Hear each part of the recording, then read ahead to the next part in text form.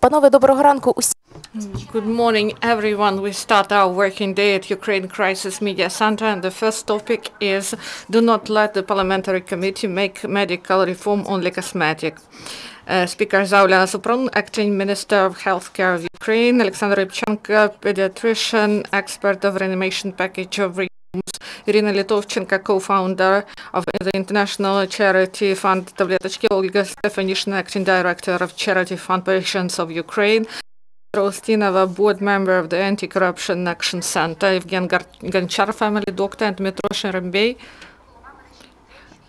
head of the network of HIV-positive people. Now the video to support the action. I call on deputies to support draft laws till the end of the session. The efficiency of healthcare will depend on laws. Economy of the medical area work. We should reform the system that was created. Today, Ukraine have a unique chance where there is political will at the ministry. The medical reform is supported by patient organizations, and only reforms can save our country from the Soviet past. Do not tell me that the reform in the medical area is not timely, and this changes the principles of provision of medical assistance.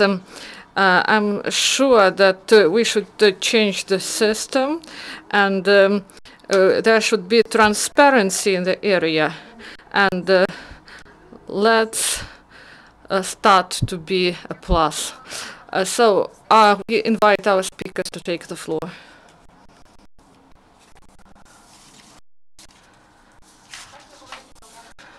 Suprun is the first speaker.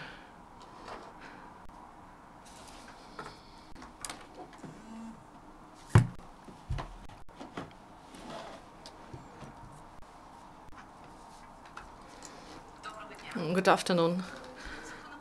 Draft law submitted 6327 and 6304 were voted in the first reading, taking into account many amendments that were submitted by a big working group of 8 deputy groups, the representatives of the 8 committees. And we should understand that a lot of work has been done, and we traveled around the country. We spoke about draft laws, about the changes that will happen, and we communicated with more than 10,000 doctors, patients, local authority representatives, and citizens of Ukraine. And we took all of the recommendations they provided, and we put it in the concept. We included them in the draft law and submitted it to the Supreme Council. And this was supported not only by Ukrainian experts and the Ukrainian government, and the president of Ukraine also supported it, and the parliament and the parliamentary hearing, and also the cabinet of ministers supported it, and the prime minister. And it was supported by G7, European Union, the United States, experts of the whole world.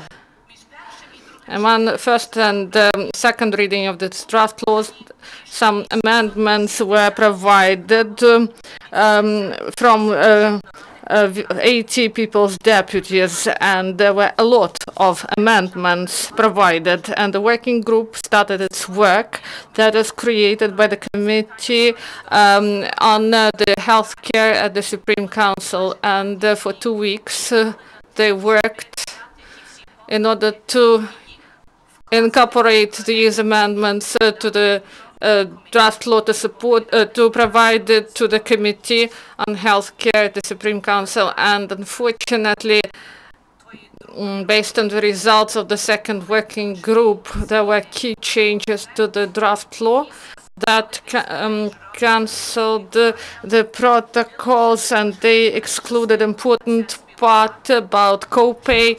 And they proposed to provide all the funds from primary level to provide it through medical subvents, and this will be dealt with by the officials. So this interferes into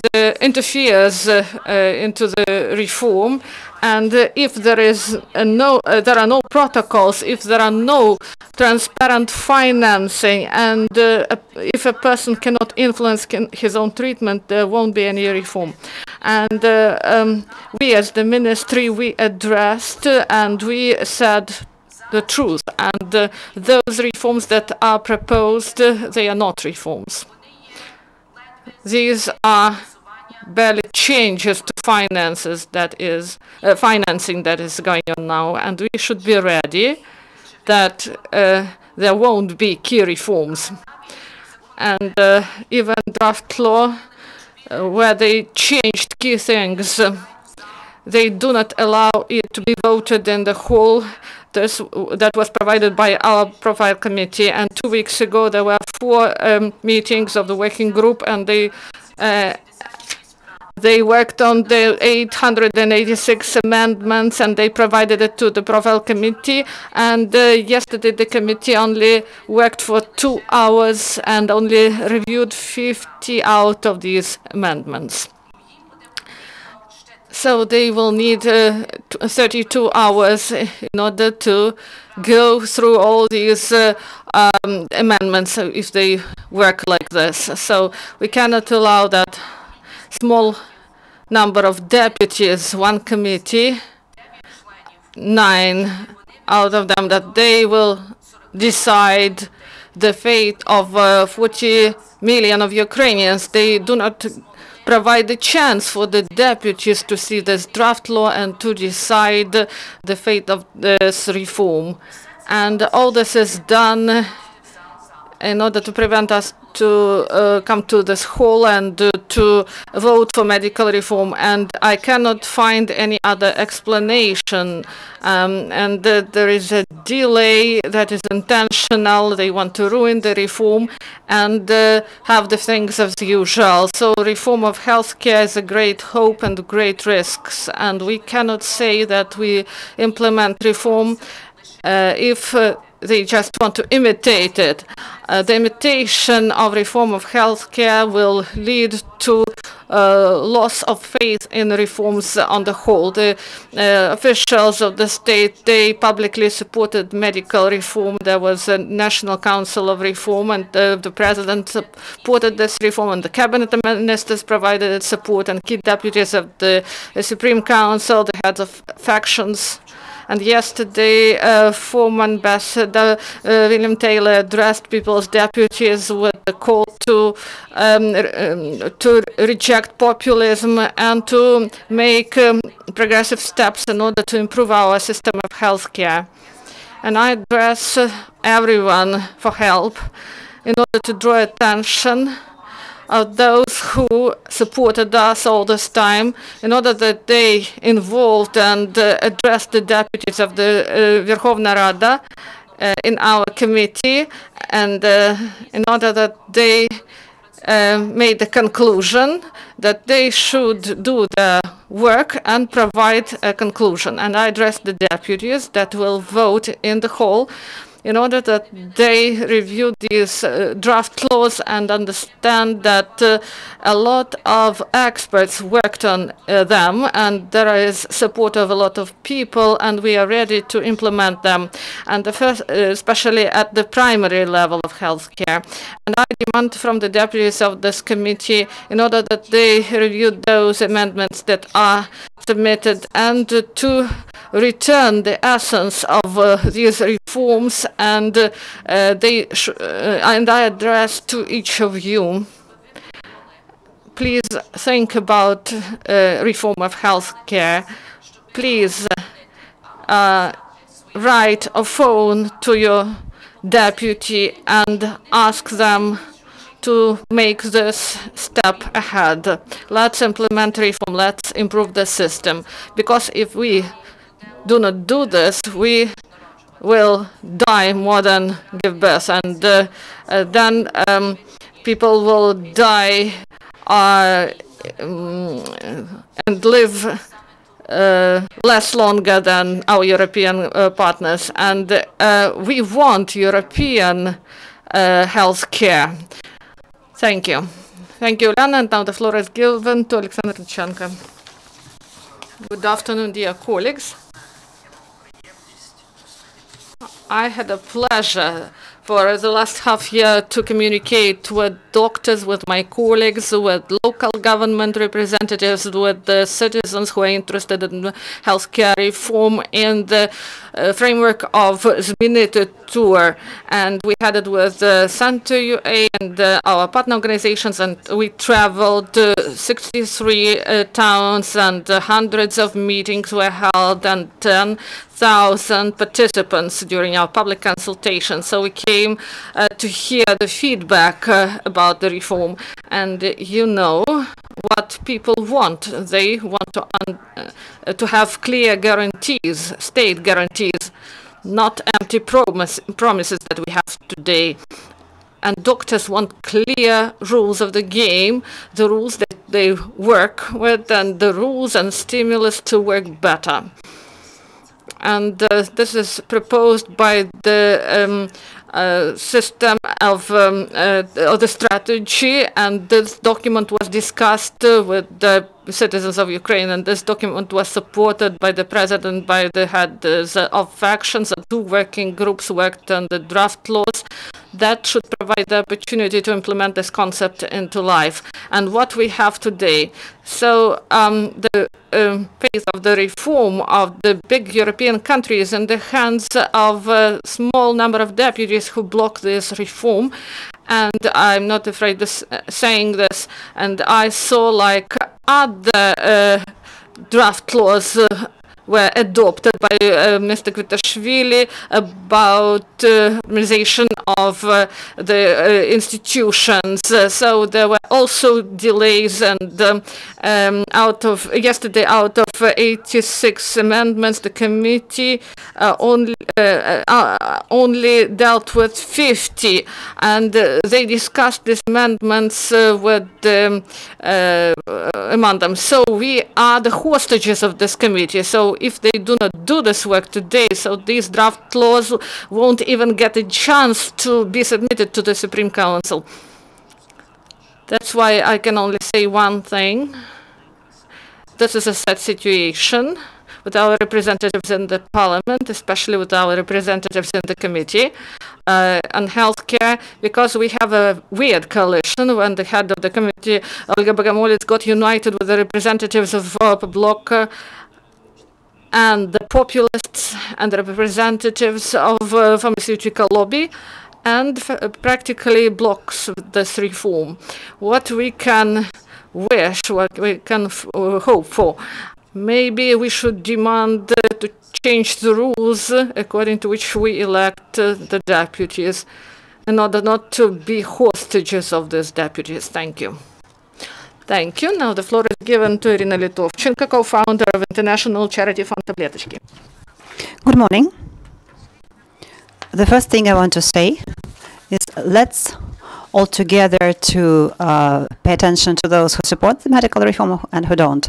Together with us are spiritual leaders of the country, cultural leaders of the country, patient organizations, the president and the cabinet of ministers, and bribers, pharmaceuticals, and the head of the committee, Olga Bogomolets, do not support the reform, and we don't understand why one person blocks the reform awaited by many Ukrainians. Olha Bogomolets and deputies who support her withdrew one of the most important things. It's adoption of medical protocols, and it's very important for oncology treatment because it develops very fast, and now all contemporary medicines are not available, and protocols, we bring them illegally from abroad, and progressive doctors who would be ready to treat children from oncology cannot do that, and people's deputies think that it's okay. It should continue like this because they will bring their children abroad to get treatment, and we want the adequate treatment to be here in Ukraine. That's why we will address the committee. We will demand from the healthcare committee to issue a draft law in any form, and to have it discussed by people's deputies about what the medical reform look like? We ask every Ukrainian to go to the polls to write, to type his own deputy to continue the medical reform. We ask to take the floor Olha Stefanyshyna. Good morning, dear friends. I'd like to articulate one important thing, which has been nearly withdrawn by people's deputies. Recently, we made an investigation, a Ukrainian investigation, that showed one very simple thing, that Ukraine has no free medicine. 97% of Ukrainians are currently pay for medicines. 97% of Ukrainians have never received free medicines from the state. We pay for everything. For bandages, for analysis, for medicines, for doctor services. We do that basically illegally. This is black cash that we bring to our medical system, unfortunately. But it turns out that MPs at the Verkhovna Rada are not aware of this. We are saying to them sincerely, dear deputies, patients are ready to pay. 70% of patients are ready to make co-payment. What do? They withdraw this item from the draft laws. That means that we leave the system in the way it looked before. When you come to the doctor and you need a surgery, you won't be able to pay for it officially. You won't know the official tariff, the price of the surgery, and you will continue talking to the doctor legally, and the doctor will say, will tell you the value of the surgery according to how you're dressed and how much you can pay, and you will get loans from your relatives, and the state suggests that honest tariffs will be established. The state will pay the major part of these co-payments. But the patient also has an opportunity to make conditional payment and to choose a service. We have 3 days on our hands, and we will know if we have the healthcare reform in Ukraine starting from January the 1st. Today, the healthcare committee will have a meeting that, as we told, has completely blocked this reform. First of all, they submitted an endless number of amendments that they won't have time to consider, and they kind of raped it. They submitted such an amendment that neutralized the whole essence of the reform. We invite all journalists and activists to the Committee of Healthcare, and we also ask MPs who will be there to pass the draft law to the whole. And we want this draft law to be adopted in the way, in the form the state submitted it, because all these amendments change the essence radically. We also will go to the committee, and we hope that starting from the 1st of January, we'll have the healthcare reform. Oleksandra Ustinova, board member of Anti-Corruption Action Center. Good morning. You know, as a member of the Anti-Corruption Center over 3 years and a half, I have seen many semi-reforms. We have the police reform. We have a reform of the prosecutor's office, when all the general prosecutor office stayed at their places, at their positions. We also have the judicial reform, which elects the former judges, but only according to the transparent procedure. We cannot do half reform in the healthcare because we cannot make half a juror to the person, and what is proposed by the Verkhovna Rada is also populism. 36 amendments are supported by MPs.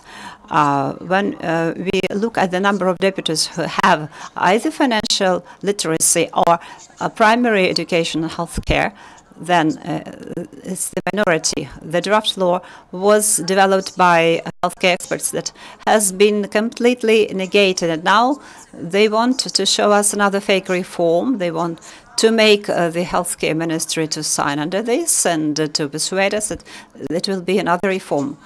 I'll give you several examples. One of the key moments that was withdrawn by amendments by MPs concerned the co-payment issue.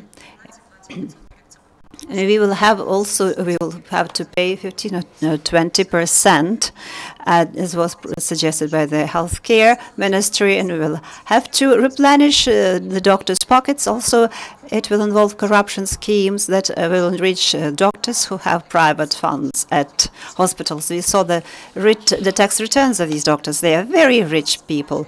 It's a unique medical elite who get illegal and official payments, and these people don't want it to be official because they will have to pay taxes. And secondly, and the most scary thing, they want to make subventions.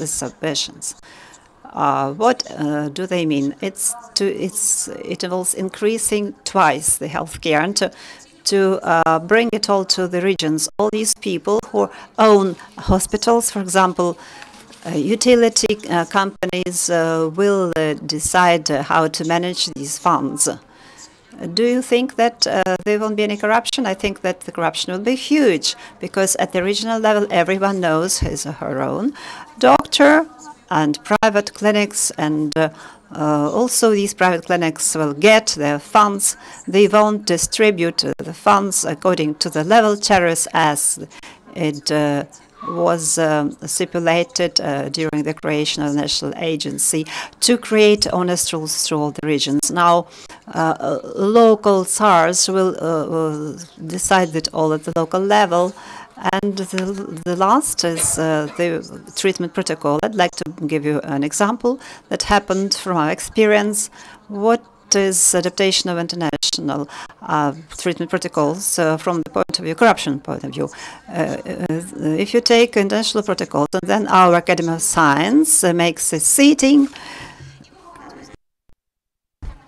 and says it won't do. We know better. We had this hepatitis treatment when there was the healthcare protocol, according to the new treatment protocols that cost $170 per one treatment course, lasting 3 months. The Academy of Ukraine procured old medical treatment. The treatment course took from 6 to 12 months, and the efficiency was not 93 but 46%, and it cost much more. When we participated at the Institute of Gamashevsky, who is the part of the Academy of Science, they said they wouldn't pay attention to the international protocols. That's why they bought treatment 5 times more expensive. That did bad to the patients. That's why we want to emphasize that we need a normal reform, and I want everyone present in this room to understand what is happening in reality, and to support the Ministry of Healthcare and everyone who will make their best to keep the reform as it is. Yevhen Honchar, a family doctor. In 2014, I finished my study and internship in 2017. And the majority of my co-students became family doctors. And a part of them either left medicine or went abroad. It's not the half, but it approaches this figure. Why is it happening like this? Because young doctors, progressive doctors who treasure their own knowledge, experience, and time are obliged to work under these hybrid rules. On the other one hand, you have one type of rules, and on the other hand, you will have to pay for the assignment, for a good position, and then you will have to be a slave of feudals, of chief doctors. You understand this situation is not good to progressive people, and these people leave the system. Of course, people are not happy with the absence of these transparent rules. Doctors want to forecast their future, to get earnest money, and that's okay. And how I see about this medical reform which is suggested by the ministry, proposes to solve these issues and to develop the rules of game that will correspond with the reality and will be recorded in the legislation. Unfortunately, I and my colleagues, young doctors, see that things are being done to break it, to frozen it. The feudalism of local bureaucrats is suggested to stay, and they will distribute the funds instead of the national service. Can you believe that people who have been blaming this system for 25 years, who have been raping this system, while getting more money, these people will be more adequate and more earnest? I cannot believe this. Maybe you won't believe this either. I think that this standard is not admissible, and we have to change the rules. And under this situation, both doctors and patients are in one boat. And if doctors are happy, and then the patients will be happy too.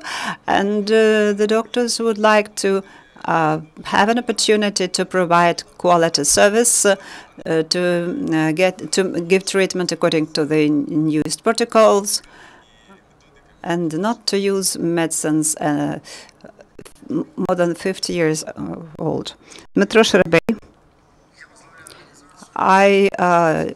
I'm a chief of organization of people living with HIV.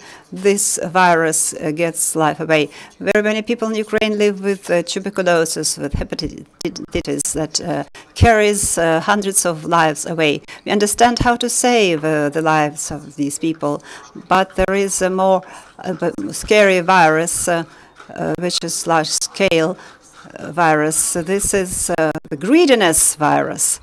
And lopsidedness. All the region's party and its leaders were totally infected by this virus, and I see the same symptoms in Olha. I'd like to give you a very simple comparison. Iryna said, who is standing behind the reform, spiritual leaders, people combating for a good future of Ukraine. And I'd like to list you who is against. Specifically, who are against: Medvedchuk, Azarov, Bakhtieva. Yanukovych lost his memory. He is not acting under this, and the same symptoms can be traced with the head of the healthcare committee. Also, Bogomolets joined them. No wonder they produced no law of reform for all their existence. But the price that we will pay for the breaking, 1 year of breakage, we will pay 130,000 lives, 130,000 barrels. It's sorrow of people, and it's not a game of some political leaders. It's a concrete price list that will be paid by Ukraine according to this principle of lopsidedness and greediness. I represent the patient organization, and the statistics.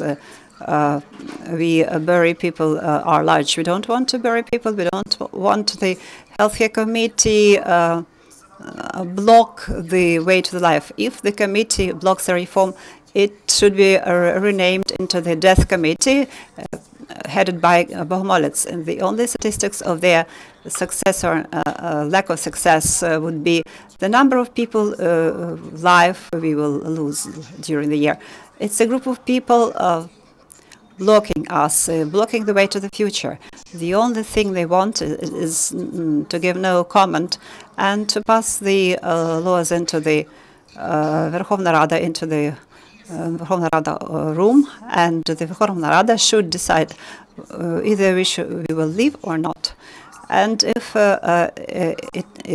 if we won't have these, if we don't have these laws, we won't have medicines, we won't have services, we won't have Olga Bogomolets. We will have only Olga Bogomolets clinics that will deal only with teeth and facial cosmetics.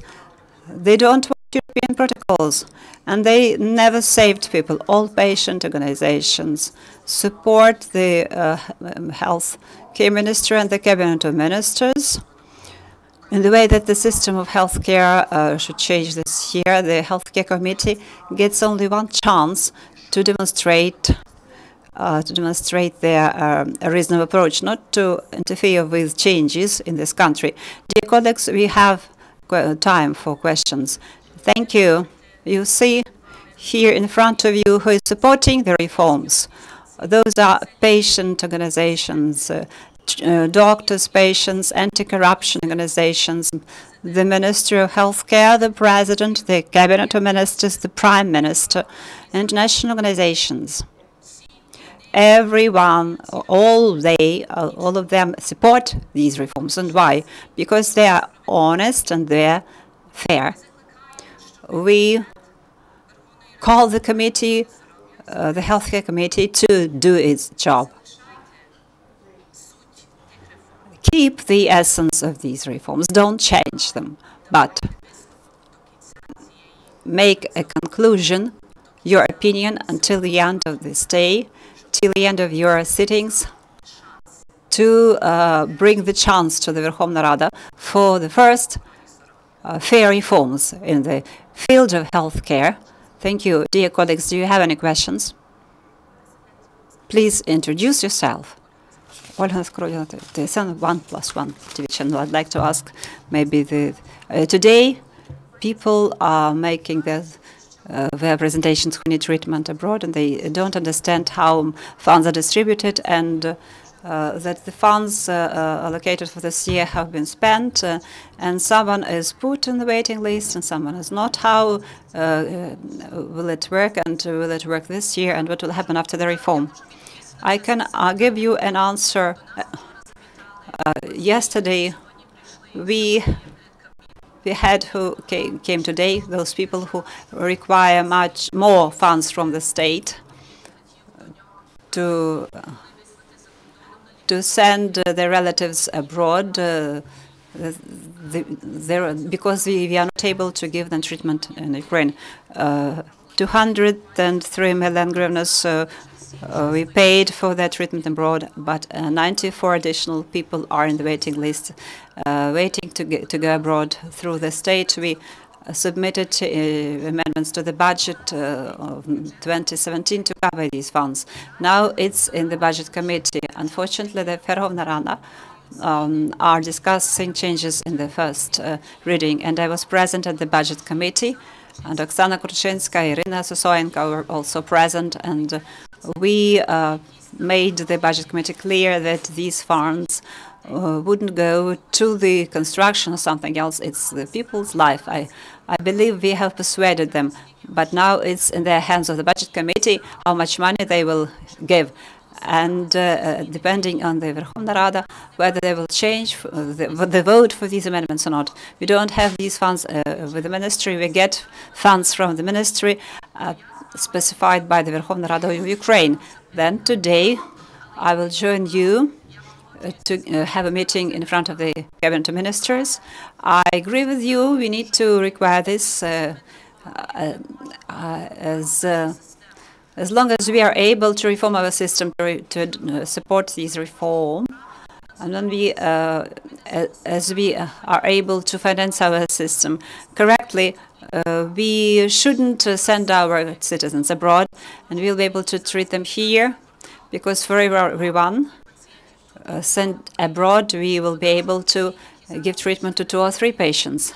And our friends in front of the cabinet also said that they were supporting and are supporting the medical reform. They will require it, and they will cooperate with us to implement the reform. They will create lists of donors in Ukraine and to develop transplantation. Also, there is another draft law which is with the parliament pending, the law on transplantation. But we support their campaign today, and we will keep demanding from the budget committee and the Verkhovna Rada to vote for amendments 2017. Oleksandr Ukraine, please specify how much money you're asking for. And the question is, while they are deciding whether to assign or not to assign, there's a system of guarantee letters. Very often people ask for these letters. Will the Ministry of Healthcare give these guarantee letters? Thank you. And maybe this will be the last question about treatment abroad. First of all, we cannot give them guarantee letters if you don't have money at the treasury. We can also give them information. We only can give information letters when we have funds, because we cannot promise to pay if we don't have these funds. When we have in order to manage the funds from the Ministry of Finance, we'll be able to write information lists at once, and all patients have clinics where they can go to, and things will go very quickly, and the payment will come later. Secondly, how much we asked? We need 186 million, but today the Commission has a sitting to consider additional issues.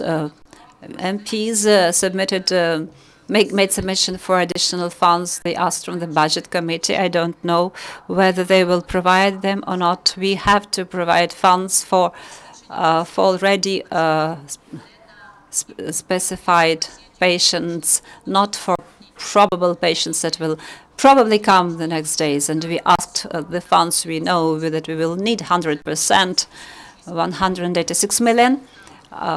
From those funds, we are changing the system. How will we pay for the treatment? We will allow the funds partly go from the state, partly from the charity funds, and we'll be able to cover more patients, because many patients have a partial payment for the treatment, not 100%.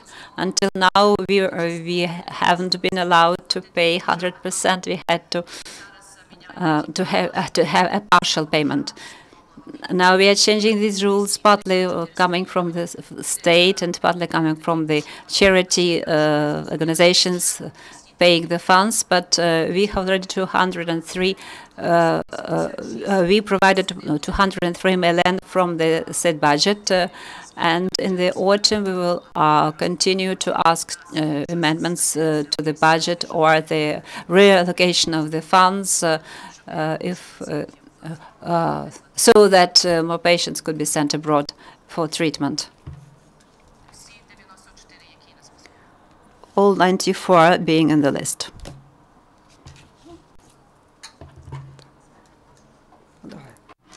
STB channel. If the Committee of Bogomolets submit this draft law to Supreme Council, and tomorrow the Supreme Council will vote for them with all those amendments that negate all the essence of the reform. So this case, this work that you did for a year, so what will be the further steps? So what it will mean?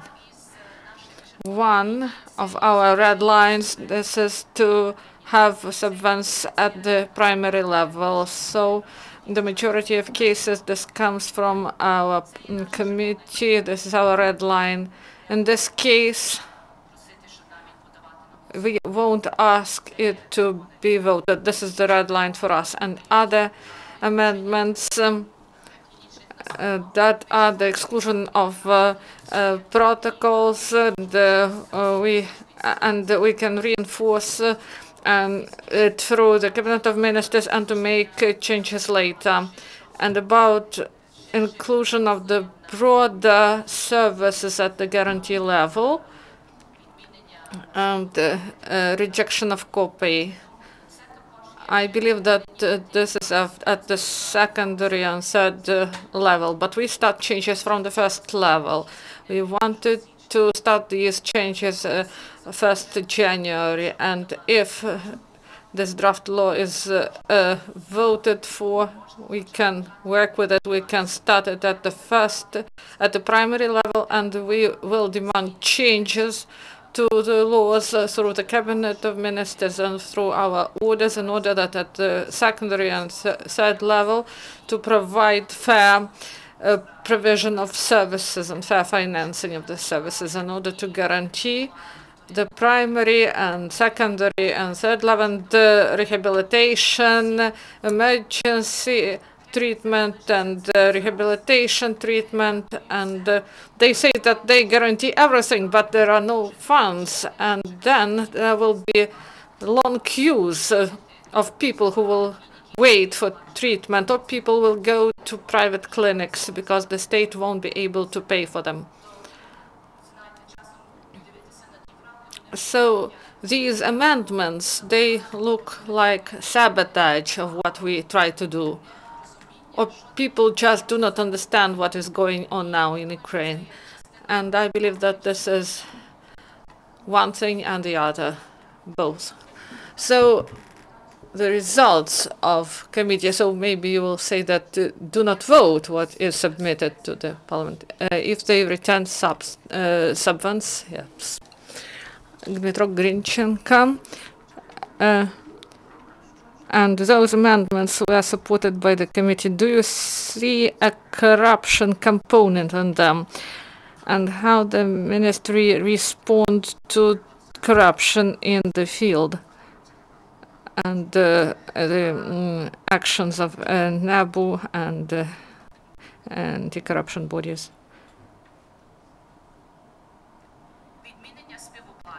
Rejection of copay, this is the big problem.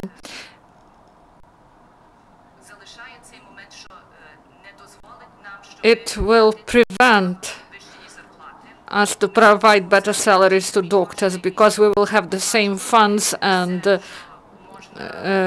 it will be provided to all the sphere, and we won't be able to increase the salaries of medical workers and doctors.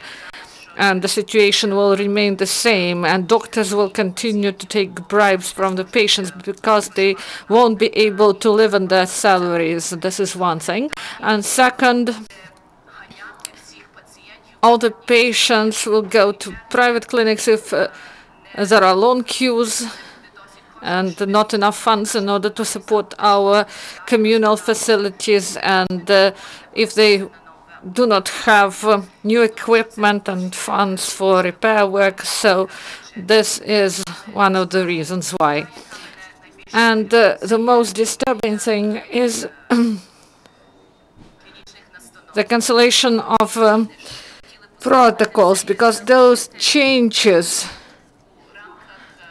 they made, they want to have it in the framework of the National Academy of Sciences, that they would identify what protocols remain and what protocols won't be, so that they should be confirmed. But in our experience, when they adopt them, they preserve those old medicines that are produced by one producer in Ukraine, and costs 5 times more than Western medicines, and they are not efficient in treating the patients. The biggest risk is the attempt to include these risks concerning protocols, and also if they have the subvents, if it remains, nothing changes. So this will be a cosmetic reform. So then they want the ministry to implement it. So this will be business as usual, and there won't be any changes. And we believe that we will be able to implement transparent reform. It went through the whole cycle of political dialogue. It started with the discussion of experts and writing of this concept by experts. Then there were broad discussions, parliamentary hearings, and it was also discussed at the ministry and with the cooperation of the cabinet of ministers, and Prime Minister supports this reform. He knows a lot about this reform, maybe more than any Prime Minister in the history of Ukraine. We had the support of the President of the Presidential Administration, all our international partners, supporters. I went to London last week and everyone spoke about medical reform, and this reform that has a chance that it will be a fair reform in the country. So tomorrow there will be a EU-Ukraine summit, and what will we say during the summit? That we do not do this reform. So, and what about the risks, the problems? Do you inform NABU and General Prosecutor's Office? Do you provide this information to this? In the law on NABU, there is a jurisdiction of this organization, so bribes to doctors is not their jurisdiction. This is the case for police, and patients should address police. So the Ministry of Healthcare, they can fire, but they cannot be law enforcers. And Anti-Corruption Bureau, it deals with top officials, not doctors. So we should change the system. We should not jail doctors. We should make system transparent. And now some people try to negate this. So concerning corruption, the situation is like this. You go to the doctor and you have asymmetry of information. You are forced to believe him no matter what he prescribes to you. So you cannot verify this. Full-fledged sin, as they say. So you get the long list of medicines and you do not know, is this correct? So, and this lobby, corrupt lobby, they are not interested in the resolution of the situation. They want to do business as usual, and patients lose in this. So, final remark from Ulana Suprun. Thank you. The last remark. You know, we work on this reform. We worked on this reform starting 2015, and civil society and the Prime Minister and the government and the presidential administration, they help us, and all our workers of the ministry, they help. But you know who help us really a lot? These are journalists. So when you write correct information, this information is provided to people, to deputies, and I ask you to attend the Committee of Healthcare and to record what is going on there in order to show to Ukrainian people how this committee works and whether they are ready to make this conclusion, to make the step and to submit to the Supreme Council the true reform of healthcare. Thank you for being with us today.